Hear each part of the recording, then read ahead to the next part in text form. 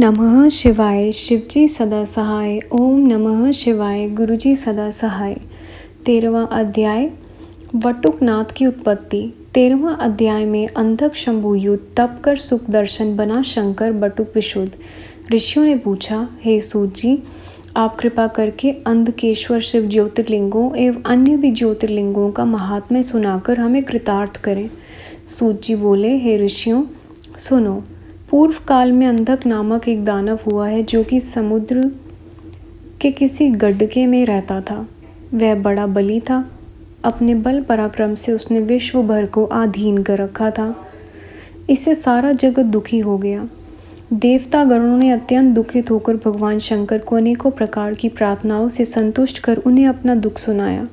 तब भगवान शंकर देवताओं को विश्वास दिलाते हुए बोले, हे देवताओं, मैं अवश्य ही तुम्हें पीड़ित करने वाला उस दानव का संहार करूंगा। तुम लोग अपनी सेना लेकर उससे युद्ध करने को प्रस्थान करो। मैं तुम्हारे पीछे पीछे आ रहा हूँ। मेरे गण भी मेरे साथ होंगे। यह सुनकर देवता शिव आज्ञा से अपनी अपनी सेनाएं सजाकर उसके निवास स्थल पर पहुँच गए। देवताओं को आया जान वह दानव उस गड्ढे से बाहर निकल आया। देवताओं ने उसके साथ बहुत ही भयानक युद्ध किया, जिससे वह अंधकेश्वर युद्ध से पीड़ित हो गया और अपने गड्ढे में पीड़ित होकर छिप गया। तब शंकर जी ने गड्ढे में ही उसके शरीर से अपना त्रिशूल बांध दिया। उस त्रिशूल से छटपटाते हुए वह दानव सदा शिव से बोला, हे प्रभु, मैंने यह सुन रखा था कि मरते समय शिव दर्शन मनुष्य को शिव रूप कर देता है। अब मैंने आपके दर्शन तो कर लिए हैं, मैं भी कृतार्थ हो गया। अब इस प्रकार की बात सुनकर प्रसन्न होकर सदाशिव बोले, दानवेंद्र, मैं तुम्हारी इस भावना से प्रसन्न हूँ, वर मांगो। सुनकर वह दानव बोला, शंभु, यदि आप सचमुच प्रसन्न हैं तो मुझे अपनी अविचल भक्ति दें। दूसरा इसी स्थान पर आपका निवास रहे। सूत जी बोले। इस प्रकार दानव के वचन सुनकर सदाशिव ज्योतिर्लिंग रूप से वहाँ स्थिर हो गए। सूत जी बोले, इस ज्योतिर्लिंग का 6 मास पर्यंत निरंतर पूजन करने वालों की सभी प्रकार की मनोकामनाएं पूर्ण हो जाती हैं। वहाँ यथामति देवलोक भी हो जाता है। तब इतना सुनकर सूत जी से ऋषियों ने पूछा, भगवान, देवलोक कौन होता है? हमें अच्छी तरह समझाएं। तब सूत जी बोले, सुनो। प्राचीन काल में दधीची नामक एक विप्र हुए हैं जो कि बड़े धर्मात्मा, शिव भक्त एवं संपूर्ण वेदकों को ज्ञाता थे। उनका एक पुत्र था जिसका नाम सुदर्शन था। वह भी अपने पिता के समान सर्वगुण संपन्न था, किंतु उसकी पत्नी उच्चकुल की नहीं थी, जिसका नाम टुकुला था। उसने आते ही अपने पति को अधीन कर लिया था। इसके गर्भ से 4 पुत्र हुए। एक दिन सुदर्शन के पिता दधीची को अपना जाति वालों से मिलने के लिए किसी गांव में जाना था। तब उसने अपने पुत्र को बुलाकर कहा कि हे पुत्र, मुझे गांव से कार्यवश जाना है, तुम भगवान शिव का पूजन करो। इस प्रकार आज्ञा देकर दधीची चले गए। वहाँ जाति वालों के आग्रह से कुछ समय के लिए उनका रुकना पड़ गया। इधर सुदर्शन शिव पूजन करता रहा। कुछ समय बीत जाने पर शिवरात्रि का पर्व आ गया। इस पवित्र पर्व को तो सभी नर नारी उपवास के साथ किया करते हैं। सुदर्शन ने भी दिन को भगवान शंकर का विधि पूर्वक अर्चन किया। फिर उसे घर जाना पड़ा। वहाँ उसे पत्नी ने काम वश कर लिया, जिससे वह पत्नी के साथ काम विलास करके शरीर शुद्धि के बिना ही शिव मंदिर में पहुंचकर शिव का पूजन करने लग गया। भगवान शंकर तो अंतर्यामी हैं। अप्रसन्न होकर बोले, हे अज्ञानी मूर्ख, आज शिवरात्रि का महापर्व है। ऐसे पर्व पर भी तूने स्त्री विलास करके अशुद्धि के साथ मेरा पूजन किया है, इसलिए मैं श्राप देता हूँ कि तू मूर्ख हो जा। सूत जी बोले। इस प्रकार भगवान शंकर के श्राप द्वारा वह सुदर्शन पागलों जैसा जड़मती हो गया। इस प्रकार कुछ समय बीत जाने पर इसके पिता दधीची अपने घर लौट आए। उन्हें सब कुछ मालूम हो गया। वह बहुत पछताकर बोले, इसने तो अपना क्या, अपने सारे कुल का अनुचित कार्य करके सर्वनाश कर दिया। अब क्या किया जाए? तब विचार करके श्री जगदम्बा पार्वती जी की आराधना करना आरंभ किया। तब दधीची जी के विधि पूर्वक पूजन आराधन से जगदम्बा गिरिजा संतुष्ट हुई। तब दधीची की प्रार्थना से श्री अम्बा जी ने भगवान शंकर के चरणावरी विंदों में दधीची पुत्र सुदर्शन को पटकते हुए प्रार्थना की कि हे स्वामिन, यह सुदर्शन तो मेरा पुत्र है। यह कहकर उसे नया जनेऊ पहिना कर 16 अक्षरों वाला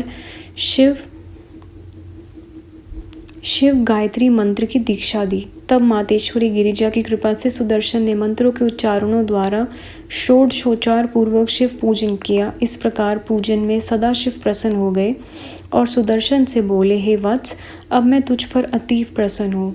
मेरी तुझ पर पूर्ण कृपा है। मेरे से संपर्ण किए हुए धन, धान्य, घृत, तेल आदि सभी पदार्थ तेरे लिए हैं। इन सब का उपभोग तुम कर सकोगे। तुम निरंतर स्नान करने वाले त्रिपुंड गोल तिलकधारी शिव संध्या गायत्री जपन करता हो जाओ। मैंने तेरे सभी अपराध क्षमा कर दिए। सूत जी बोले। यह कहकर भगवान शंकर जी ने सुदर्शन तथा पुत्रों का बटुक रूप में अभिषेक किया और फिर बोले, हे पुत्रों, तुम में से जो भी मेरा पूरा बटुक रूप होगा वह विजय पाकर संसार में पूजनीय होगा। संसार में तुम्हारे पूजन करने वाले का मैं इतना आदर करूँगा कि तुम्हारा पूजन अपना पूजन मानूंगा। तुम लोग अपने कामों में लगे रहो। सूत जी बोले, ऋषियों, इस प्रकार अपने पुत्रों के साथ सुदर्शन ने शंकर से वरदान प्राप्त किया। अभिषेक प्राप्त करके यही सुपुत्र सुदर्शन बटुक नाम से संसार में विख्यात हुए। इसलिए शुभ एवं निशुभ दोनों प्रकार के कर्मों में बटुक पूजने चाहिए। 14वां अध्याय सोमनाथेश्वर की उत्पत्ति। शंकर ज्योतिर्लिंग में सोमनाथ देवेश प्रमुख बने। अरु कुंड से चंद्र कुंड कुंडेश। सूची बोले, हे ऋषियों, मैंने अपने गुरुदेव से शिव महिमा एवं शिवलिंगों की उत्पत्ति सुनी है। उसकी कथा मैं अपनी बुद्धि के अनुसार आप लोगों को सुनाता हूँ। भगवान शंकर के जितने ज्योतिर्लिंग हैं उनमें मुख्य सोमनाथ जी हैं। अब इनकी महिमा सुनो। चंद्रमा को दक्ष प्रजापति की अश्वनी आदि 27 पुत्रियों पत्नी रूप से प्राप्त हुई। उन्हें पाकर चंद्रमा की शोभा बढ़ गई, किंतु उन सब में से रोहिणी के साथ चंद्रमा का अधिक स्नेह था। बाकी स्त्रियां दुखित होकर अपने पिता के पास पहुंची, अपना दुखड़ा सुनाया। यह सुनकर दक्ष चंद्रमा के पास पहुंचकर समझाने लगा। बोले, चंद्रदेव, आप उत्तम वंश से उत्पन्न होकर इस प्रकार की विषमता क्यों कर रहे हो? इसमें आपकी सज्जनता नहीं। एक के साथ प्रेम तथा दूसरे के साथ प्रेम न होना, इससे तो नरक प्राप्त होता है। इतना कहकर दक्ष प्रजापति तो अपने घर चले गए, किंतु चंद्रमा ने दक्ष की बात पर ध्यान ही नहीं दिया। फिर यही बात लेकर कन्याएं अपने पिता के पास पहुंची। उन्हें दुखी देखकर व्याकुल होता हुआ दक्ष फिर चंद्रमा के पास गया और बोला, हे चंद्रमा, पहले मैं तुमको अत्यंत दीनता के साथ समझा बुझा गया था, किंतु आपने मेरी बात पर कुछ भी ध्यान न दिया और मेरी निरादर कर दिया। इसी कारण आप क्षीणता को प्राप्त हो जाओ। दक्ष के ऐसे कहने पर चंद्रमा क्षीण एवं मलिन हो गया। उसके बाद चंद्रमा ने इंद्रादि देवताओं को प्रेरित किया। तब वशिष्ठ ऋषि तथा सभी देवता ब्रह्मा जी के पास पहुंचे और उन्हें चंद्रमा के दुख का वृत्तांत जाकर सुनाया। सुनकर फिर ब्रह्मा जी बोले, हे देवताओं, यह चंद्रमा महादुष्ट है। ये गुरुदेव बृहस्पति की पत्नी तारा को भगा ले गया था और फिर दैत्यों के पास पहुंच गया था। दैत्यों के साथ देवताओं का युद्ध करा दिया। श्री बृहस्पति तारा के लिए महादुखी थे। तारा को लौटाने के लिए मैंने चंद्रमा को बहुत समझाया। उसने कठिनता से मेरी बात स्वीकार की। बृहस्पति जी ने उस समय तारा का गर्भवती जानकर कहा कि इसके गर्भ में चंद्रमा का बालक है। जब तक यह निकलेगा नहीं, मैं तारा को स्वीकार नहीं कर सकता। तब मैंने गर्भ को दूर कराया। फिर तारा बृहस्पति को दिला दिया। हे ऋषि तथा देवताओं, इस प्रकार चंद्रमा तो अपनी दुष्टता छोड़ता ही नहीं। इसके लिए मुझसे कुछ मत कहो। हाँ, तुम्हारे कहने से एक उपाय बताता हूँ। यदि यह प्रभास नामक पवित्र तीर्थों में जाकर भगवान शंकर का पूजन करे, इस प्रकार आराधना करता हुआ महामृत्युंजय जपन करे, तो संतुष्ट होकर शंकर अवश्य ही इसकी मंगल करेंगे। इसकी क्षीणता का दुख निवृत्त होगा। ब्रह्मा जी का वचन सुनकर देवता तथा ऋषि चंद्रमा के पास आए। फिर चंद्रमा को अपने साथ लेकर प्रभास क्षेत्र में पहुँच तब सरस्वती आदि तीर्थों का आवाहन कर मृत्युंजय विधान के साथ साथ भगवान शंकर का पूजन कराया। उसके बाद 6 महीने तक दृढ़ आसन पर बैठकर चंद्रमा मृत्युंजय जपन के द्वारा जपन करने लगा। 10 करोड़ तक महामृत्युंजय जपन किया। तब तो प्रसन्न होकर शंकर चंद्रमा के सामने प्रकट होकर बोले, हे चंद्रमा, मैं तुम पर प्रसन्न हो गया। अपना मनवांछित वर मांग लो।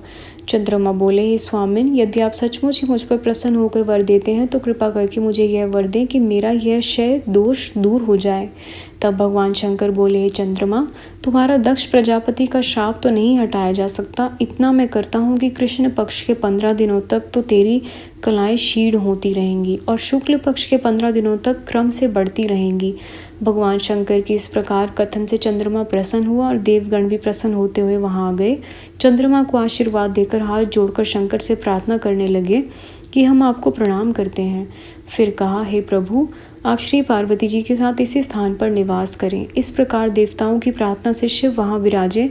तभी से सोमेश्वर नाम से वहां प्रसिद्ध हुए देवताओं ने मिलकर एक कुंड भी वहां बना दिया, जिसका नाम चंद्र कुंड हुआ। इस कुंड में स्नान से सभी पाप निवृत्त हो जाते हैं। संगत जी, अध्याय यहाँ समाप्त होता है। गुरु जी, संगत जी, यहाँ तक पढ़ने में कैसी भी कोई भी जाने अनजाने में भूल हुई हो, प्लीज़ माफ़ करिएगा। अगला अध्याय हम अगली वीडियो में सुनेंगे। ओम नमः शिवाय। शिव जी सदा सहाय। ओम नमः शिवाय। गुरु जी सदा सहाय। Thank you Guru ji, thank you संगत जी। जय गुरु जी महाराज।